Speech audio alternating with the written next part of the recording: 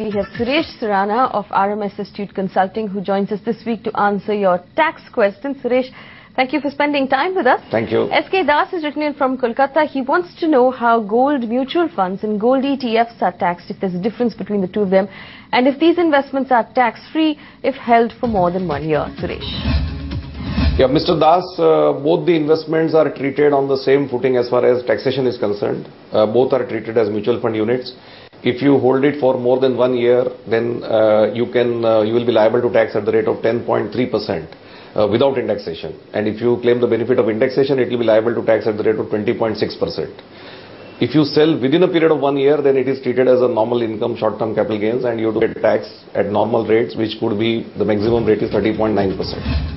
Pramod writes in, he owns a 2-bedroom home in Kanpur and he wants to buy the adjacent flat, and he wants to know if there's a tax rebate on it. If the combined cost of the flat comes up to about 40 lakh rupees, will he need to pay wealth tax?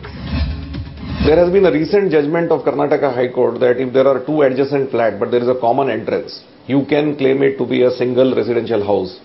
So if you take that view, then obviously you can claim exemption under wealth tax for one house, both the houses can be treated as a single unit.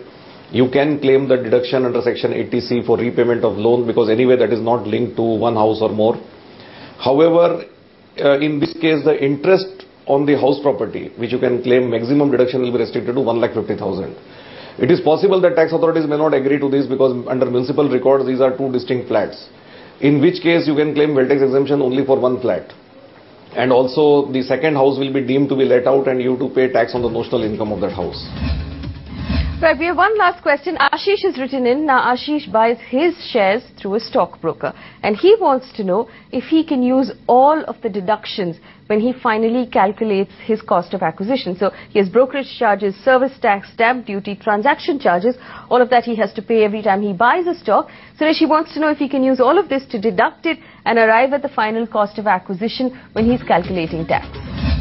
Yeah, Ashish, as far as the brokerage, the transaction charges, the service tax and the stamp duty is concerned, it will be considered as a part of your cost of acquisition at the time of purchase, and it will be also deducted from sale consideration at the time of sale.